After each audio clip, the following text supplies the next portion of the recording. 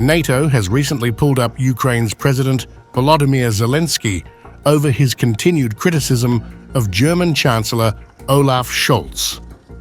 Zelensky has been vocal in expressing his frustration with Germany's reluctance to provide long-range Taurus missiles, a key weapon for Ukraine in its fight against Russia. This public criticism, especially towards one of Ukraine's closest allies, has raised eyebrows within NATO. In response, NATO Secretary-General Mark Rutte stepped in, telling Zelensky that his attacks on Scholz were unfair.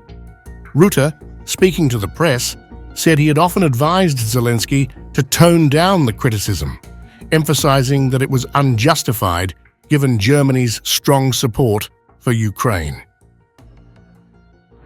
While Germany hesitates on the missile issue, Rutte made it clear he would personally supply Ukraine with the Taurus missiles without any conditions. I have often told Zelensky that he should stop criticizing Olaf Scholz, because I think it is unfair. Zelensky's frustration stems from what he sees as Germany's hesitance in providing crucial military aid. However, Rutte pointed out that NATO's focus should be on unity, not internal discord. This comes after Zelensky's criticism of Scholz for a recent phone call with Russian President Vladimir Putin, which Zelensky claimed undermined international efforts to isolate Russia. Despite the tensions, Zelensky remains optimistic about Ukraine's future in NATO.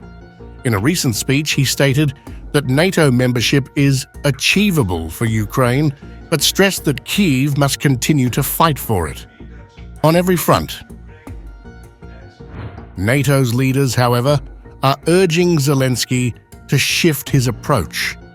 While they support Ukraine's bid for NATO membership, they also want him to focus on strengthening alliances rather than pushing for immediate action or criticizing member countries. We all understand that Ukraine's invitation to NATO and membership in the alliance can only be a political decision.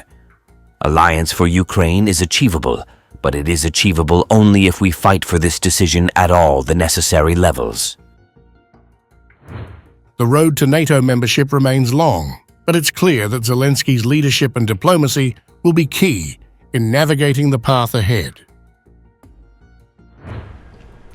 As NATO pulls Zelensky back on his public demands, the question remains: can Ukraine continue to push for NATO membership without fracturing its relationships with key allies, or will the criticism undermine Ukraine's efforts to secure a place in the alliance?